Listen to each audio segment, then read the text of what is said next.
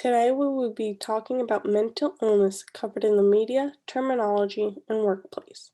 In addition, we will touch upon the pitfalls and remedies of each.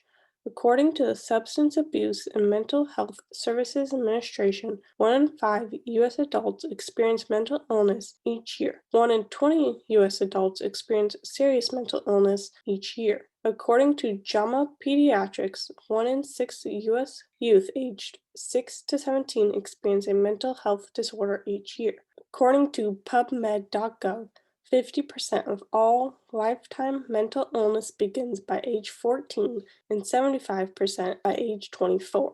Stigma in the media speaks as if mental illnesses are irrelevant to not only the people who experience it, but society in general. Stereotypes about mental illness are those that have outcomes that most people are not willing to deal with, such as violence-induced, medically incurable, or cause fear. These could be those that are not anticipated or realized at the time of confrontation. Misconceptions of mental illness are those that cannot be seen. These may be due to stress or anxiety and not due to being classified as crazy or others that may be rare. Some remedies include being specific and relevant and knowing facts. When speaking about mental illnesses, put the person first as the main focus instead of the illness they may have. It's better to use and select terminology that is relevant. A general statement that is preferred is, he has been diagnosed with attention deficit hyperactivity disorder. Here, you're putting the person first. A general statement that is not preferred is, he suffers from attention deficit hyperactivity disorder. Here you are putting the illness first. The idea is to make the person feel worthy about themselves and not about their illness.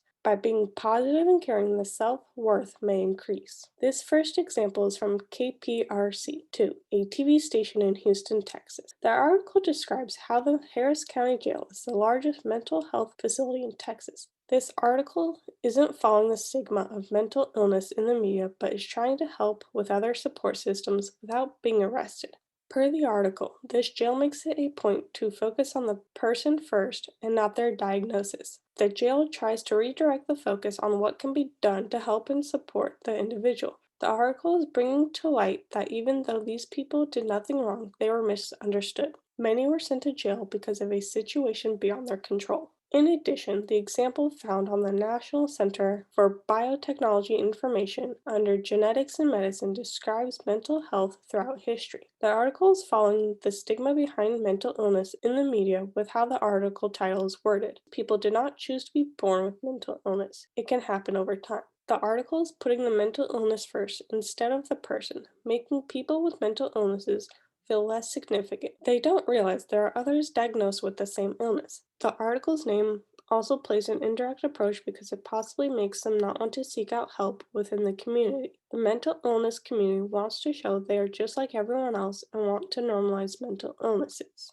The workplace is perhaps where people with mental illnesses might suffer the most. Stress inside and outside of work could contribute to the illness. People with mental illnesses might suffer from lower peer acceptance, lower job satisfaction, and fewer promotions. Companies generally don't want to deal with someone who might need a little help. They would rather hire a person who is able to get the job done without additional help or support. Some remedies include treating everyone equally and giving support to those who need it the most. Another possible solution is that journalists can publish articles about mental illnesses in the workplace. Sourcing may be a struggle for journalists. Publishing articles with false facts instead of getting accurate facts by talking to several medical professionals. Journalists might also put in personal bias simply because they don't understand the illness. Journalists could also use favoritism towards a medical professional who only deals with one mental illness instead of covering multiple in their stories over the career. Some solutions include getting accurate facts from medical professionals,